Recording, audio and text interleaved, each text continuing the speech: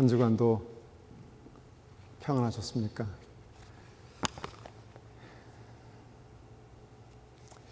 이맘때가 되면은 항상 정말 익숙하지만 날마다 새로운 그런 은혜가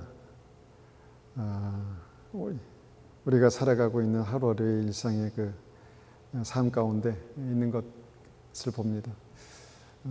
어제 그제 말씀드렸지만 벚꽃을 보니까 얼마나 참 아름다운지요. 하나님께서 우리의 삶을 그렇게 또 아름답게 하실 줄 믿습니다. 오늘 함께 나눌 말씀의 제목은요, 아둘람굴입니다. 아둘람굴.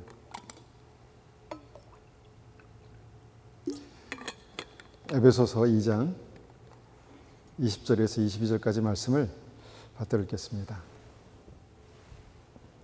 에베소서 2장 20절입니다. 너희는 사도들과 선지자들의 터 위에 세우심을 입은 자라. 그리스도 예수께서 친히 모퉁이 돌이 되셨느니라.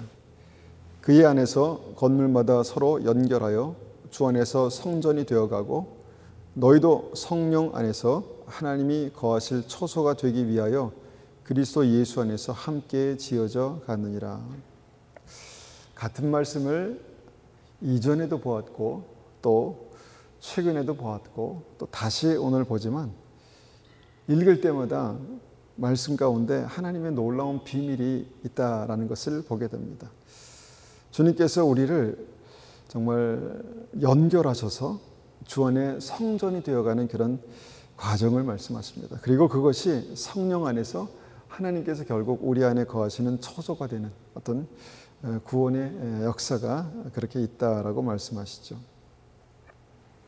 그래서 그런 과정 가운데 어떤 삶이 구체적으로 나타나는가를 우리가 볼 때 이 다윗을 한번 생각해 봅니다.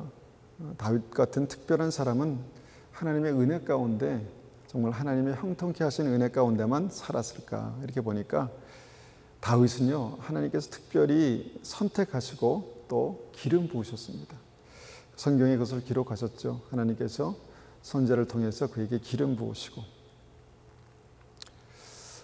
우리의 삶도 주님께서 믿음으로 우리가 우리의 삶을 바라볼 때 주님께서 선택하셨다라는 사실을 우리가 믿음으로 고백합니다. 주님께서 우리 한 사람 한 사람을 선택하셨습니다. 그리고 기름 부으셨을까요? 기름 부으셨습니다. 우리의 삶에 하나님께서 우리에게 맡기신 크고 작은 삶을 살아갈 수 있도록 주님께서 우리에게 기름 부으셨다라고 믿습니다. 그래서 그런 어떤 은혜가 모든 믿는 사람들에게 있습니다. 택하시고 기름 부으셔서 살게 하시는. 그렇게 다윗의 삶이 시작됐습니다. 택하시고 기름 부으셔서 이제 하나님의 귀한 믿음의 삶을 살게 하셨죠. 그래서 이제 다윗은 결과적으로 그 모든 삶이 하나님께 합한, 하나님 마음에 합한, 다시 말하면 믿음에 성공한 사람이 되었습니다. 믿음으로 성공한 사람이 되었죠. 그런데 다윗의 삶이 믿음으로 성공하고 또 믿음으로 그렇게 주님께서 인정받는 그런 삶 가운데 처음부터 일괄적으로 항상 일관성 있게 그렇게 항상 그랬는가를 우리가 볼 때 그렇지 않았다는 것입니다. 이것이 오늘 우리가 한번 같이 생각해 보기 원하는 것입니다. 다윗의 삶은요 굉장히 그 삶의 과정이 인간적으로 참 비참했습니다. 하나님께서 기름 부으시고 또 주님께서 세우셨는데 곧바로 이 왕의 지명 수배자가 됩니다. 나라의 지명 수배자, 나라의 역적이 된 것이죠. 물론 이것이 영원하지 않았지만 굉장히 오래 지속됐습니다. 그리고 그때 당시에는 다윗은 모든 사람의 눈에 객관적으로 실패자였습니다. 장군이었지만 왕에게 총애를 받았지만 버림받고 이제 왕이 죽이려고 하는 어떤 그런 도망자 신세가 됐다는 것입니다. 그래서 다윗이 택함 받고 기름 부으신 그 삶 이후에 나타난 그 삶은 어떤 힘겨운 고난의 삶이었다라는 그런 것을 보게 됩니다. 그런데 오늘 이 삶의 어떤 그 여정에서 우리가 생각해 보기 원하는 것은 뭐냐면 바로 오늘 본문 말씀의 한 구절입니다. 함께 지어져 가느니라입니다. 함께 지어져 가느니라. 하나님께서 다윗 한 사람만 세우시고 또 다윗 한 사람을 통해서만 역사하시는 것이 아니라 다윗과 함께 사람들을 붙이시고 사람들을 통해서 함께 뭔가를 만들어가게 하셨는데 그것이 바로 하나님의 나라, 하나님의 왕국이었다는 것입니다. 그래서 그 다윗 주변에 하나님께서 보내신 사람이 사울 왕이었죠. 뭔가 다윗의 삶에도, 택함받고 기름 부음 받은 다윗의 삶에도 깎아야 될 부분이 있었다는 것입니다. 다듬어져야 될 부분이 있었다는 것입니다. 하나님의 사람으로 또 하나님께서 쓰시는 왕의 어떤 제목으로 그렇게 깎고 다듬으시는 일들이 있었습니다. 그것이 끝이었을까? 성경에 기록되지 않은 얼마나 많은 시간들, 얼마나 많은 사람들이 다윗의 삶에 그렇게 스쳐갔을까를 생각해 봅니다. 그 중에 하나가 이제 오늘 우리가 설교 제목에서 기록하고 있는 아둘람 굴입니다. 사무엘상 22장 1절에서 2절까지 말씀을 한번 보겠습니다. 사무엘상 22장 1절 2절 말씀입니다. 사울에게 쫓긴 다윗이요. 1절 봅니다. 그러므로 다윗이 그곳을 떠나, 이제 사울 왕궁이죠. 그곳을 떠나 아둘람 굴로 도망하며 그의 형제와 아버지의 온 집이 듣고 그리로 내려가서 그에게 이르렀고 환난당한 모든 자와 빚진 모든 자와 마음이 원통한 자가 다 그에게로 모였고 그는 그들의 우두머리가 되었는데 그와 함께한 자가 400명 가량이었더라. 여기에 이제 이 말씀에 기록된 곳이 바로 아둘람 굴과 아둘람 굴의 그 400명의 사람들이었다라는 것입니다. 그래서 이제 오늘 이 아까 본문에서 우리가 보았던 에베소서 2장에서 보았던 함께 지어져 가느니라라는 그 역사가 이곳에서 있었구나라는 것을 우리가 보게 된다는 것입니다. 여러분, 다윗과 함께 지어져 가야 했던 아둘람 굴에 모인 사람들, 어떤 사람이었을까요? 우리는 우리 주변에 항상 좋은 사람들, 편한 사람들, 또 마음에 흡족한 사람들만 있었으면 좋겠다는 생각을 합니다. 그런데 때로는 그렇지 않죠. 때로는 우리와 잘 맞지 않고 뭔가 상처가 되고 불편함이 있고 그런 사람들을 만나게 됩니다. 다윗이 그랬다는 것입니다. 하나님께서 다윗에게 보내신 사람들이 환난당한 자였다는 것입니다. 어떤 일들을 당했길래 환난이라고 말할 수 있을까요? 우리 인생에 환난이라고 말할 수 있는 것들이 얼마나 있습니까? 단지 어려움이었다 우리가 이렇게 이해할 수 있겠지만 큰 어려움, 큰 아픔, 큰 슬픔, 큰 고난, 이것들을 우리가 환난이라고 하죠. 그런 사람들이 다윗 주변에 있었다는 것입니다. 또 어떤 사람이 있었습니까? 빚진 자들이 있었습니다. 돈에 쪼들리고 빚에 쫓기는 사람들. 가끔 우리 인생이 그럴 때 있습니다. 늘 쪼들리죠. 늘 쪼들리고 그러다 보니까 빚에 쫓기기도 합니다. 또 어떤 사람들이 있었나 보니까 마음이 원통한 자, 삶을 살아가다가 억울하고 답답한 일을 당한 사람. 그래서 늘 만나면 그 억울하고 답답한 얘기를 풀어놓지 않으면, 하지 않으면 견딜 수 없는 사람들이 다윗 주변에 있었다는 것입니다. 그러니까 한마디로 말하면 그들은 인생이 꼬이고 안 풀린 사람들이었습니다. 인생이 너무 힘들고 지친 사람들이었습니다. 그리고 인생의 실패가 아주 익숙한 사람들이었다라는 것입니다. 우리가 이런 사람들을 보면서 인생이 광야다라고 그렇게 이제 생각하죠. 그런데 어떤 정도의 차이는 있겠지만 모든 인생에 그런 일들이 있습니다. 하나님께서 택하시고 기름 부으신 인생 가운데 광야다라고 말할 수 있는 그런 인생이 있었다라는 것입니다. 자, 그런 사람들이 다윗 주변에 다 모여서 살게 되었습니다. 그때 어떤 일들이 있었을까요? 서로 돕고 의지하며 화기애애하게 그렇게 살았을까요? 사람이 오면요, 사람이 모이면 그냥 그 사람만 오는 것이 아니라 그 사람의 과거의 모든 히스토리를 가지고 옵니다. 아픔과 상처와 답답함과 억울함과 억눌림을 가지고 이렇게 오게 됩니다. 근데 그런 사람들이 400명씩이나 모였으니까 얼마나 그곳에 아픔과 원망과 원통함과 상처와 실패가 있었겠습니까? 그런 사람들이 모여서 살았다는 것입니다. 저 사람은 왜 저렇게 말할까? 도저히 이해가 되지 않는 사람들. 저 사람은 왜 그렇게 행동할까? 도저히 이해가 되지 않은 사람들. 그런 사람들이 다윗 주변에 있었다라는 것입니다. 그리고 그곳에 함께 있는 다윗 자신도 똑같이 어떻습니까? 환난당한 자였습니다. 배신당한 자였습니다. 버림받은 자였습니다. 그런 사람들이 모여 있었다는 것입니다. 그래서 그 사람들이 정말 이 아둘람 굴이라는 숨어 있어야 되니까 굴이 필요했겠죠. 그곳에서 정말 지지고 볶으면서 살았다는 것입니다. 얼마나 답답했을까? 얼마나 힘들었을까? 이런 생각을 하게 됩니다. 항상 그러면 안 되겠지만 때로는 우리의 삶이 아둘람 굴같이 느껴질 때가 있습니다. 그러면 안 되겠지만 우리의 가정도 그렇게 느껴질 때가 옛날에 보니까 있었던 것 같습니다. 옛날에 제가 어릴 때 정말 소망이 없고 답답하고 뭔가 힘들고,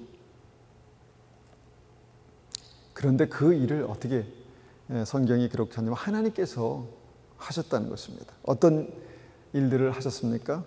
함께 지어져 가느니라. 이 사역을 하셨다는 것입니다. 여러분, 인생이 다 거기서 거기 아니겠습니까? 내 문제가 제일 큰 것 같고 내 아픔이 제일 아픈 것 같고, 그런데 다른 사람은 왜 그렇게 반응하는지 이해를 하지 못하겠고, 이것이 인생입니다. 그런데 우리가 생각해 볼 때 내가 살고 있는, 내가 지나온 그 아픔이 제일 고단하고 힘들다라는 생각을 하게 됩니다. 그런데 그런 사람들이 내가 제일 힘들어, 내가 제일 어려워, 그런 사람들이 함께 모여서 그렇게 사는 것이 인생이다라고 생각했을 때 우리의 삶은 너무나도 거기에 비하면 어떻게 보면 충분히 이해할 수 있는 그런 삶이 아닐까, 이런 생각을 하게 됩니다. 이 마이크 볼륨 조금만 내려주시면 좋겠습니다. 그래서 하나님께서 그들을 모아서 무엇을 하셨나? 공동체, 함께 지어져가는 공동체, 가정, 교회, 하나님의 나라, 이것을 하셨다는 것입니다. 그리고 이들이 결국은 이제 이스라엘이 되죠. 하나님의 나라, 이스라엘이 되죠. 우리가 그런 삶을 우리의 삶 가운데 살아간다는 생각을 하게 됩니다. 여러분, 교회에 올 수 있는 자격이 있습니까? 교회에 올 수 있는 자격. 아무나 올 수 있습니다. 어떤 사람이든 다 올 수 있습니다. 환영합니다. 차별이 없습니다.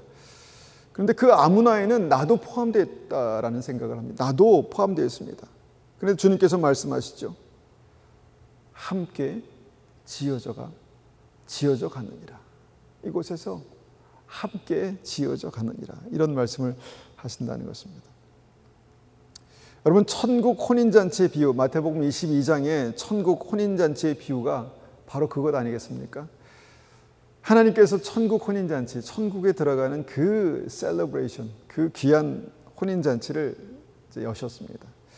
처음에는 주님께서 초청했습니다. 와라. 근데 아무도 오지 않았습니다. 그래서 주님께서 정말 길거리에 나가서 아무나 오게 해라, 그렇게 말씀하셨습니다. 그래서 그들이 청함을 받았습니다. 그러니까 주님의 청함에는요, 놀라운 은혜가 있습니다. 자격이 없다는 것입니다. 누구나 아무나 올 수 있다는 것이죠. 그런데 그곳에서 어떤 일이 일어나는지는 모르겠지만 나중에 그 사람들이 변화가 됩니다. 어떻게 변화됩니까? 청함을 받은 자들 중에서 택함을 입은 이들이 생겨납니다. 예복을 입고 택함을 받았다라고 하는 이들이 생겨납니다. 여러분, 이것이 실질적으로 옷을 입고 예복을 입고 이렇게 왔다라고 우리가 생각할 수 있겠지만, 생각해 보십시오. 모든 사람들이 그냥 청함을 받고 아무나 다 왔는데 뭔가 그 과정을 통해서 예복을 입고 변화됐다라고 생각할 때 어떤 일이 있었을까? 이것을 우리의 어떤 이 신앙이라고 생각했을 때 어떤 일이 있었을까? 그들이 함께 부대끼며 살아가면서 예복을 입게 되었다는 것입니다. 예수 그리스도로 옷을 입게 되었다라는 것입니다. 다시 말하면 함께 지어져가는 공동체가 되었다는 것입니다. 그들에게 아픔과 고통이 있었겠지만 성령께서 그들 가운데 역사하시고 서로를 향한 위로와 관심을 보일 때 주님께서 격려하게 하시고 회복하게 하시고 그 은혜 가운데 주님께서 뭔가 우리의 삶이 변화되는, 그래서 예수 그리스도로 옷 입는 택함 받은 그런 믿음으로 변화되었다라는 것입니다.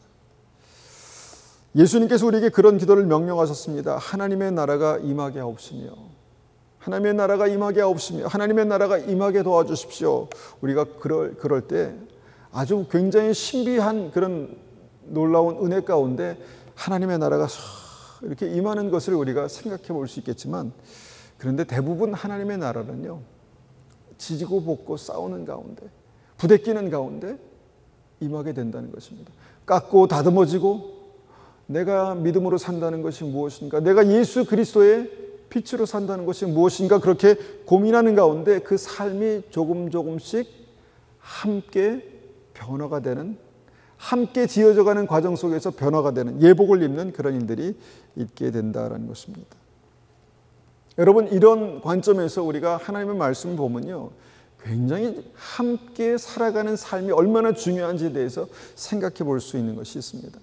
마태복음 25장에 이것도 천국에 들어가는 믿음이 무엇인가에 대한 그 이야기 가운데 양과 염소의 비유를 생각해 볼 수 있죠.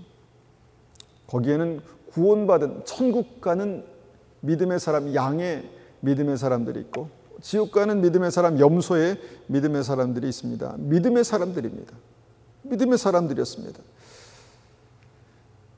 그런데 여기서 우리가 주목할 수 있는 것은 뭐냐면, 구원받은 주님의 양들, 청함을 받고 택함을 받은 주님의 양들의 삶 속에서 특별한 것들이 보인다는 것입니다. 무엇입니까?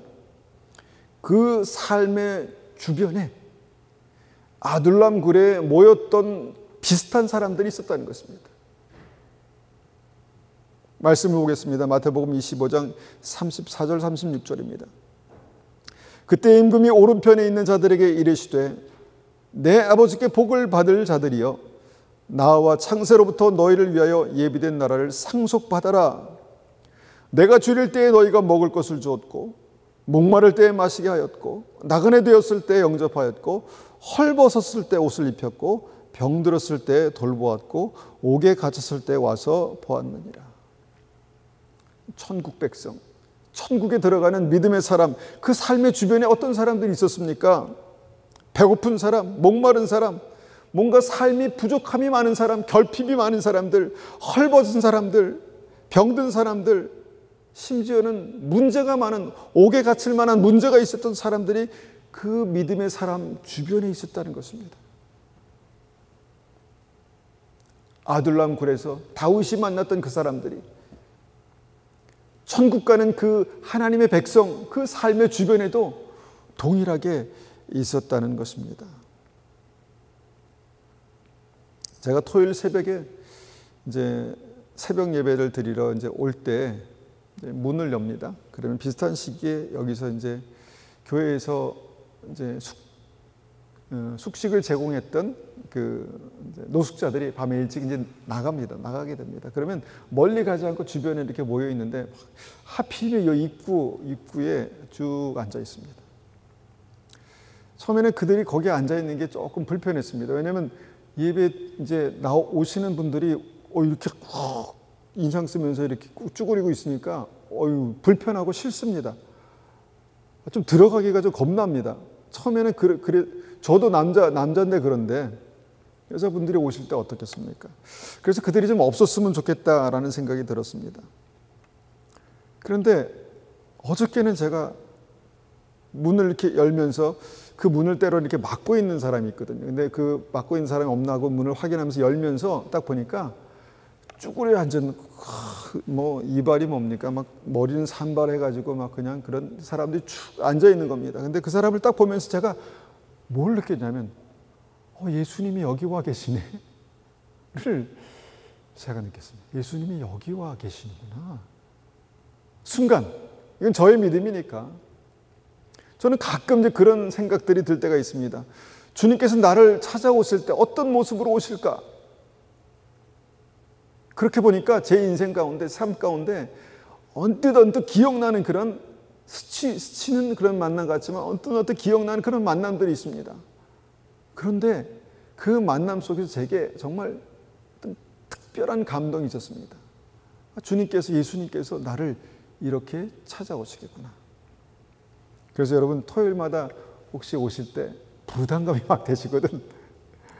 예수님이 여기 계시구나 하고 그 믿음으로 한번 그들을 바라보십시오.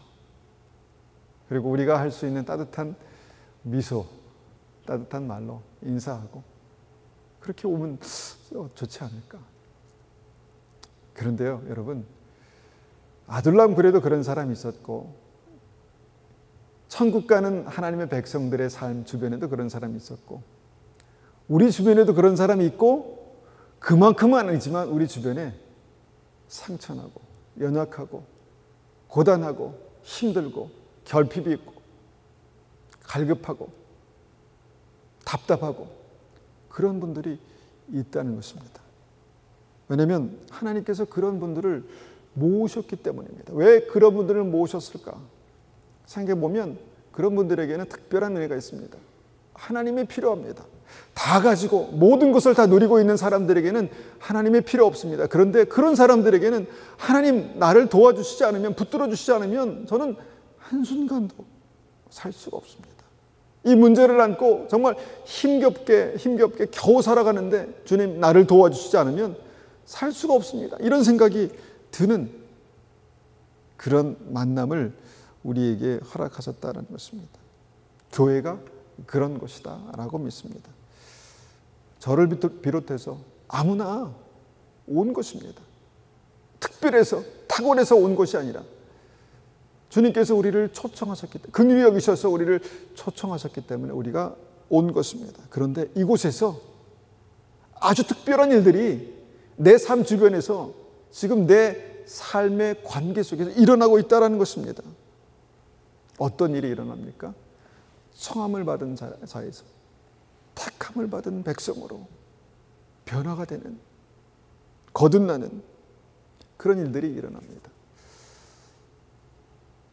그래서 뭐가 달라졌을까 생각해 보니까 예수 믿고 나서 우리의 삶 속에 성령의 열매로 옷 입는 일들이 생겨났다는 것입니다. 성령의 열매가 어떻게 우리의 삶 속에 그렇게 보여지고 나타날까요? 관계를 통해서 나타났더라고요. 관계를 통해서. 이전엔 내가 저런 사람들 참을 수 없었는데, 견딜 수 없었는데 이제는 오래 참고 인내하며 주님 저분과 함께 해주십시오. 기도할 수 있는 그런 믿음이 들더라고요. 그리고 주님께서 우리에게 주신 그 사랑에, 나의 사랑에는 한계가 있었는데 주님께서 우리에게 사랑을 부으시니까 위에서 정말 진심으로 중보하게 되고 사랑하게 되고 말하게 되고 섬기게 되고 변화가 일어나는 것들을 보게 됩니다. 주님께서 마태복음 25장 40절에 이렇게 말씀하십니다. 임금이 대답하여 이르시되, 하나님께서 대답하여 이르시되, 내가 진실로 너희에게 이르노니 너희가 여기 내 형제 중에 지극히 작은 자 하나에게 한 것이 곧 내게 한 것이라 하시고. 여러분, 함께 모인 아둘람 굴은요, 함께 모인 천국 혼인잔치에는요, 우리 모두에게 주신 놀라운 기회가 있습니다. 놀라운 기회가 있습니다. 그 기회가 무엇입니까? 사랑할 수 있는 기회입니다. 관심을 보이고 중보할 수 있는 기회입니다. 뭔가 내가 손을 내밀어서 잡아주고 일으켜줄 수 있는 그 관계 가운데 주님께서는 우리에게 놀라운 비밀을 행하고 계신다는 것입니다. 세상은요, 여기와 다르게 항상 나만 바라보라고 합니다. 나만 소중하고. 물론 내가 소중합니다. 내가 힘들 땐 내가 돌봄이 필요하고, 내가 사랑이 필요하고. 그런데 믿음의 사람들은 뭐가 다릅니까? 물론 나도 필요합니다. 나도 돌봄이 필요하고 사랑이 필요합니다. 그런데 믿음의 사람들은요, 나에게만 집중했던 그 관심을 다른 사람에게 돌릴 수 있는 믿음의 여유가 있는 사람들입니다. 여러분, 천국 혼인잔치에, 주님의 심판 때 모인 그 양과 염소들 가운데 염소의 신앙을 가진 사람들이 어땠나 보니까 늘 나만 그렇게 하다가, 믿음이 있었지만 나만 하다가 주변에 주님께서 보내신 사람들, 주님께서 그들의 모습으로 다가왔을 때 먹을 것도 주지 않고 마실 것도 주지 않고 관심도 없고, 그렇게 하다가 하나님 앞에 딱 서서 보니까 주님, 너는 나에게, 주님이 말씀하시죠, 넌 나에게 아무것도 해주지 않았다. 내가 언제 그랬습니까? 주님 언제 나에게 오셨습니까? 작은 자, 내 주변에 그 아둘람 굴에서 만났던 그 사람들이 내 삶 가운데, 너의 삶에 보내어질 때 내가 거기에 대해서 아무런 반응도 하지 않았다. 주님께서 말씀하시지 않습니까?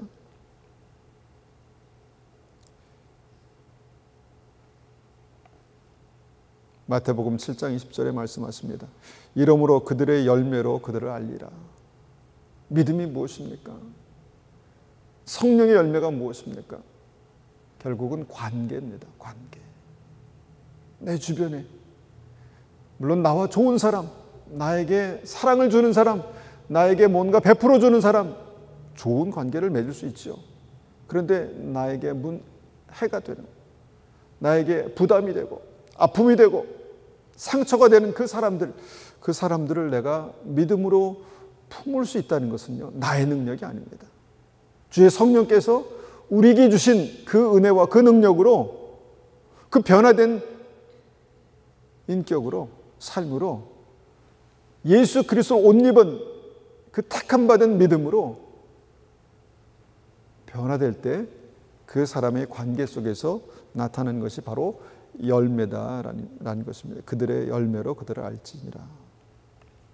말씀을 준비하면서 먼저 천국에 올라가신 어머님을 생각했습니다. 저희 어머님, 제가 어렸을 때부터 이렇게 살아갈 때 그 기억을 더듬어 보면 정말 주변에 많은 사람과 지지고 볶고 그러면서 살아가셨습니다. 교회에 갔다 오시면 늘 상처가 있으셨습니다. 어머니가 이제 그 초등학교밖에 나오지 못하셨다는 것 때문에 무시를 당하셨다라는 얘기를 자주 들었습니다. 어머니가 교회 분들에게 무시를 당했다. 그래서 늘 배우지 못한 것에 대해서 컴플렉스가 있으셔가지고요, 늘 성경을 많이 읽으셨습니다. 상처도 많고 또 교회에서 사기도 당했습니다. 제가 교회에서 그러면 안 되겠지만 사기도 당하시고, 교회 권사님께 돈도 떼이시고, 늘 어렸을 때 그거 생각할 때마다 어떻게 그럴 수가 있어. 내가 아는 권사님, 그분이 어떻게 그럴 수가 있을까. 그분뿐만 아니라 어느 집사님도 생각나네요. 집사님 어떻게 그럴 수가 있을까. 지금이라도 찾아가서, 그게 지금으로 따지면 얼마나 큰 돈인데 갚으시라고 이렇게 얘기하고 싶은 그런 충동이 젊을 때에 있었습니다. 근데 그런 삶을 우여곡절 끝에 그냥 지지고 볶으며 살아오셨는데, 그 삶의 끝에서 뭔가 저희 어머니의 삶에 원망과 쓴뿌리가 가득할 것 같았습니다. 원망과 쓴뿌리가. 물론 아픔이 있었고 그랬지만, 그런데 나중에 저희 어머니를 보면서 제가 느낀 것은 감사가 있었습니다. 감사가 있더라고요. 늘 감사가 있었습니다. 그리고 감사한 사람들이 있었습니다. 그때 상처 주고 아파했던 그 많은 사람들이 어머니의 친구가 되고, 어머니의 소중한 믿음의 동역자가 되고, 늘 항상 연락하고 늘 카톡으로 그렇게 안부를 묻고 찾아오고 뭘 갖다 주고 그렇게 되셨더라고요. 그리고 우리 친척들, 어머니 이모들 늘 뭔가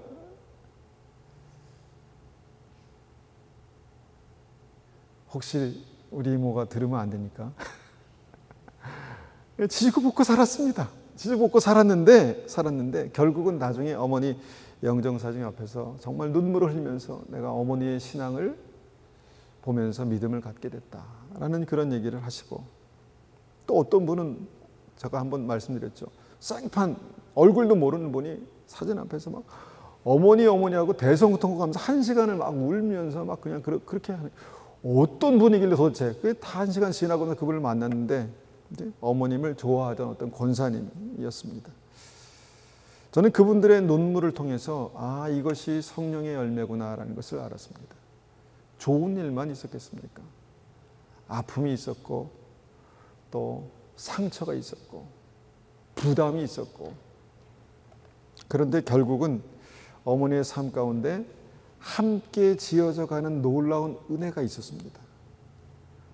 함께 지어져가는 놀라운 은혜, 이것이 바로 하나님의 나라구나, 하나님의 나라가 임하오시며라고 우리가 예배 때마다 주님 가르쳐준 기도로 그렇게 기도했는데, 하나님의 나라가 결국은 그 각자의 삶 속에 하나님께서 임하시는 놀라운 은혜 가운데 임할 때 이것이 천국이 되는 거구나, 이것이 혼인잔치가 되는 거구나, 이것이 예복을 입고 주님 앞에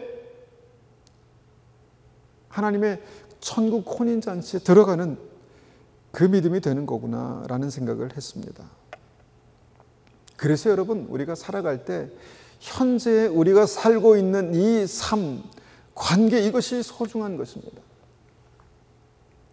롯이요, 늘 좋은 것을 볼 줄 알았습니다. 좋은 땅을 볼 줄 알았고, 살기 좋은 곳을 볼 줄 알았습니다. 그래서 더 좋은 곳을 선택하면서 늘 이렇게 나아갔습니다. 그런데 결국 그가 정착했던 곳이 어디입니까?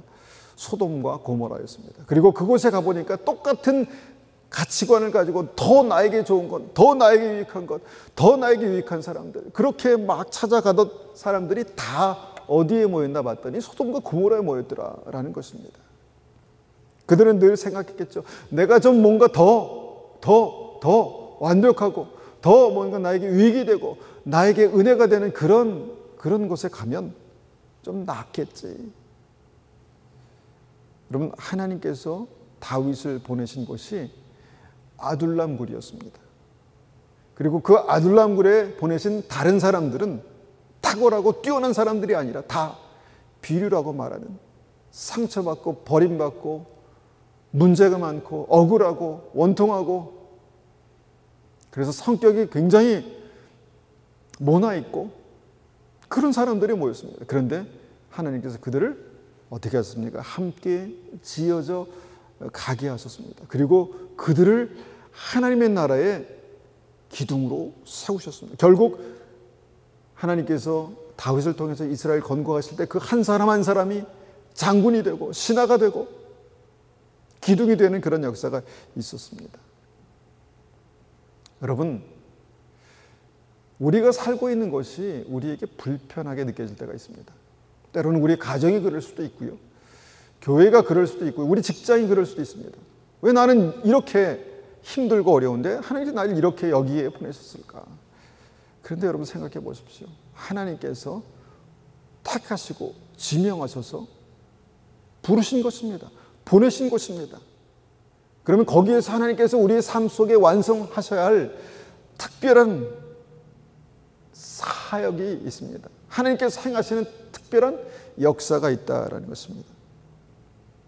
그래서 우리는 다시 한번 하나님께서 나를 보내신 이곳이 아둘람 굴처럼 느껴질 때, 내가 만나는 사람들이 아둘람 굴에서 그렇게 그냥 숨어 살 수밖에 없는 그런 사람들로 느껴질 때, 여러분, 우리는 다시 한번 믿음으로 이 말씀을 선포할 필요가 있습니다. 하나님께서 나를 택하셔서 여기에 살게 하셨구나, 이곳에 보내셨구나, 이 가정에, 이 교회에, 우리의 커뮤니티 안에 나를 이곳에 보내셨구나. 하나님 실수하시는 분이 아닙니다. 어쩌다 보니까 떠밀려서 여기까지 온 게 아니라, 뭔가 그때 내가 좋은 선택을 했더라면, 내가 뭔가 좋은 것을 택했더라면 좀 더 나아졌겠지. 아니라는 것입니다. 그것이 아닙니다. 기름 부으셨는데, 택하셨는데, 세우셨는데 아둘람 굴로 보내셔서 만나게 하시고 만드신 주님의 은혜. 그래서 그곳에서 하나님의 나라가 세워지는 역사, 그런 역사가 우리의 삶에도 그렇게 있을 것을 믿습니다. 그렇게 하실 것입니다. 우리가 믿음으로 주님을 신뢰할 때 모든 관계를 통해서 주님께서 우리의 삶에 하나님의 놀라운 역사를 이루게 하실 것입니다. 우리가 한번 같이 이 말씀을 가지고 기도하겠습니다. 아버지 하나님, 우리의 삶을 이곳에 보내시고 또 이곳에서 만나게 하시고 이곳에서 살게 하셨는데, 하나님, 특별한 하나님의 역사가 이곳에서 이루어지고 있는 것을 우리가 믿음으로 바라봅니다. 주님, 우리를 붙들어 주시고 은혜 주셔서 정말 다윗과 같은 믿음, 정말 주님께서 택하신 백성, 양이라고 말씀하시는 천국 백성, 그 믿음으로 살아가는 것이 무엇인지를 우리가 그 함께 지어져가는 관계를 통해서, 그 인생을 통해서 깨닫는, 정말 살아가는 그런 역사가 있게 도와주시옵소서. 한번 같이 기도하겠습니다.